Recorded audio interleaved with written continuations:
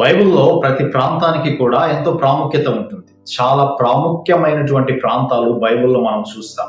అబ్రహాము షెకెం అనేటువంటి ప్రాంతానికి మొట్టమొదటిసారిగా వచ్చాడు. అవును, అబ్రహాము హారాన్ అనేటువంటి ప్రాంతంలో నివసిస్తా ఉన్నప్పుడు దేవుడు అతనితో మాట్లాడాడు.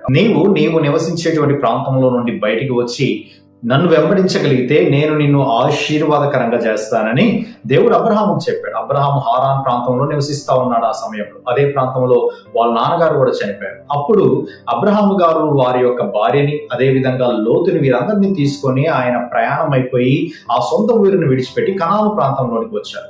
కనాను ప్రాంతంలో అబ్రహాము షెకెం అనేటువంటి ప్రాంతానికి మొట్టమొదటిసారిగా వచ్చాడు. ఈరోజు షెకెం అనేటువంటి ప్రాంతం ఎక్కడెక్కడ ఉంది, షెకెం ప్రాంతంలో ఎవరెవరు నివసించారు, షెకెం ప్రాంతంలో జరిగినటువంటి అద్భుత కార్యాలు ఏంటి అనేటువంటి కొన్ని విషయాల్ని నేను మీ ముందు ఈరోజు కూలంకషంగా ఉంచాలని ఆశపడతా ఉన్నాను. హెబ్రీలు అనేటువంటి పదానికి సంచార జీవులు అనేటువంటి మాట మనకి చాలా స్పష్టంగా తెలుసు కదా.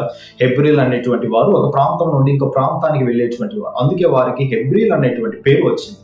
అలాగే అబ్రహాం అనేటువంటి ఆయన మొట్టమొదటిగా ఆ హెబ్రీలకి మూల పురుషుడిగా ఉన్నట్లుగా కూడా మనం చూస్తాం. ఎందుకంటే ఆయన అనేక ప్రాంతాలు తిరిగాడు. కనాను ప్రాంతంలోనికి వచ్చినప్పుడు ఆయన షెకెం ప్రాంతంలో మొట్టమొదటిసారిగా దేవుడికి బలిపీఠం కట్టాడు. అక్కడ నుండి ఆయన బయలుదేరి బేతేల్ అనేటువంటి ప్రాంతానికి వెళ్ళాడు. అయితే అబ్రహాము ఏ ప్రాంతంలో అయితే అడుగు పెట్టాడో ఆ ప్రాంతం చాలా చాలా ప్రాముఖ్యతని సంతరించుకున్నట్లుగా కూడా మనం చూస్తాం. అయితే ఈ షెకెం అనేటువంటి ప్రాంతం యొక్క ప్రాముఖ్యతను మనం ఒకసారి ఆలోచిస్తే, షెకెము యెరూషలేముకి 50 కిలోమీటర్ల ఉత్తరాన ఉంటుంది. అలాగే సమరయకి ఆగ్నేయాన 9 కిలోమీటర్ల దూరంలో షెకెం అనేటువంటి ప్రాంతం ఉంది.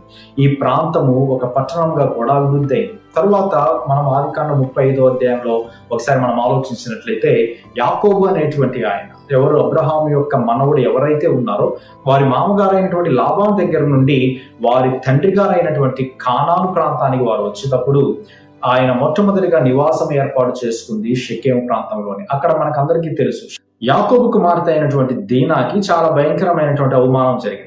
అప్పుడు దేవుడు యాకోబుతో చెప్తాడు, నువ్వు ఈ ప్రాంతాన్ని విడిచిపెట్టి వెళ్ళిపోమన్నప్పుడు బేతేలు ప్రాంతానికి వెళ్ళమని దేవుడు చెప్తాడు. ఎప్పుడైతే దేవుడు బేతేలు ప్రాంతానికి వెళ్ళమని చెప్పాడో, షెకెం అనేటువంటి ప్రాంతంలో వారి దగ్గర ఉన్నటువంటి అనేకమైనటువంటి, దేవుడు చెప్తాడు కదా, మీరు శుద్ధీకరణ చేసుకోండి దేవుడు సెలవిచ్చినప్పుడు, ఆ శుద్ధి చేసుకునేటువంటి క్రమంలో యాకోబు వచ్చి వారి కుటుంబ సభ్యులకు అందరికీ చెప్తారు, మనం అందరం కూడా ఈ ప్రాంతాన్ని విడిచిపెట్టి వెళ్తున్నాము, మీ దగ్గర ఇంకా ఏమైనా విగ్రహాలు ఉంటే పడేయండి అని చెప్పినప్పుడు అక్కడ ఉన్నటువంటి విగ్రహాలన్నిటినీ కూడా షెకెం ప్రాంతంలో కప్పిపెట్టినట్టుగా మనం చూస్తాం. ఈ విధంగా షెకెం ప్రాంతంలో ఆనాడు యాకోబు గారు జీవించారు.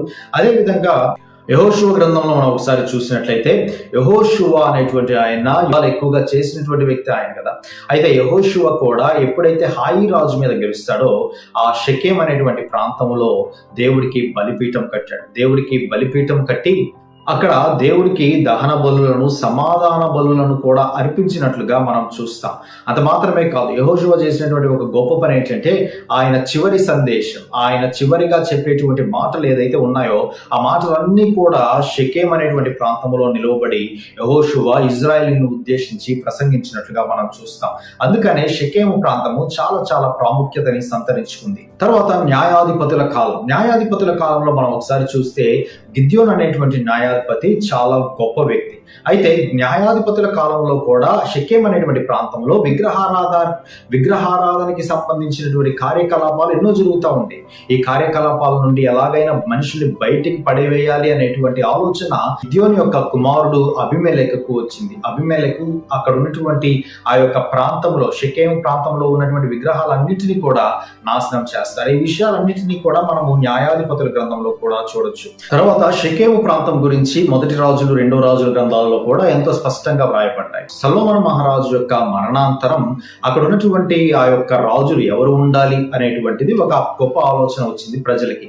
అప్పుడు రెహబాం అనేటువంటి ఒక రాజును వాళ్ళందరూ కూడా ఏర్పాటు చేసుకుంటారు. రెహబాం అనేటువంటి రాజు మాకు వద్దు అనేటువంటిది ఉత్తర ప్రాంతంలో ఉన్నటువంటి 10 గోత్రాలకు సంబంధించినటువంటి ఇజ్రాయేలీలు రెహబామును రాజుగా తిరస్కరించడం జరుగుతుంది. రాజుగా తిరస్కరించినటువంటి ప్రాంతము కూడా ఈ యొక్క షెకెం ప్రాంతంలోనే. అయితే తరువాత తరువాత యెరోబాము అనేటువంటి ఆయన రాజుగా వస్తాడు. ఈ యెరోబాము అనేటువంటి ఆయన షెకెము ప్రాంతాన్ని రాజధానిగా చేసుకొని, ఆ ప్రాంతాన్ని బేస్ చేసుకొని అక్కడ ఉన్నటువంటి యూదా గోత్రాలు 2 గోత్రాలను కూడా ఆయన పరిపాలించినట్లుగా మనం చూస్తాం. ఈ విధంగా చెప్పుకుంటూ పోతే షెకెము ప్రాంతము చాలా చాలా ప్రాముఖ్యమైనటువంటిది.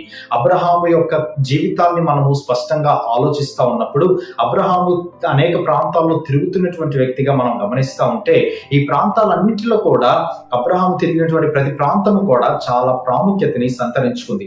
అందుకని షెకెము ప్రాంతాన్ని మనం ఒకసారి ఆలోచించినట్లయితే, షెకెము ప్రాంతంలో అనేకమైనటువంటి బలిపీఠాలు కట్టబడ్డాయి, అనేకమైనటువంటి దహన బలులు జరిగించబడ్డాయి. అంత మాత్రమే కాదు కానీ ఒకానొక టైంలో రాజధానిగా కూడా ఉండి పరిపాలింపబడినటువంటి ప్రాంతంగా షెకెము ప్రాంతము నేటికి కూడా చరిత్రలో ఉంది. ఈ రోజుకి కూడా షెకెము ప్రాంతాన్ని మనం ఒకసారి చూసినట్లయితే, ఆ ప్రాంతాన్ని టెల్ బెలటా అనేటువంటి పేరుతోటి ఈ రోజు ఇజ్రాయెల్ దేశంలో పిలుస్తున్నట్లుగా మనం చూస్తాం. అయితే ఈ ప్రాంతం క్రీస్తుపూర్వం 724వ సంవత్సరంలో అష్షూరీయులు వచ్చి ఈ ప్రాంతాన్ని ఆక్యుపై చేస్తారు. ఆక్యుపై చేసి అక్కడ ఉన్నటువంటి ప్రాంతాన్ని అంతటిని కూడా వారు నాశనం చేసినట్లుగా చరిత్ర గ్రంథాల్లో మనం చూస్తాం. తరువాత కాలక్రమేణా క్రీస్తుపూర్వము 300 సంవత్సరంలో ఈ ప్రాంతము సమరయుల చేతుల్లోకి వెళ్ళిపోతుంది. కాబట్టి సమరయులు ఆ ప్రాంతంలో నివసించడం మొదలుపెట్టారు. కాబట్టి క్రీస్తు జీవించినటువంటి కాలంలో సమరయులు నివసించినటువంటి ప్రాంతమే షెకెము ప్రాంతముగా కూడా మనం చూస్తాం. అందుకని ఆ ప్రాంతంలో యాకోబు బావులు ఉన్నట్లుగా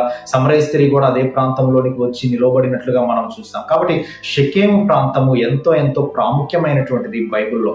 మొట్టమొదటిగా అబ్రహాము ఏదైతే ప్రాంతానికి వచ్చి ఆ ప్రాంతంలో నివసించడానికి, ఆ ప్రాంతంలో నివసించి సింధూర వృక్షం కింద ఆయన రెస్ట్ తీసుకున్నాడో, ఆ షెకెం అనేటువంటి ప్రాంతము ఇజ్రాయేలీలకు ఎంతో కేంద్ర బిందువుగా, ఎంతో ప్రామినెన్స్ గా ఉన్నట్లుగా మనం చూస్తాం.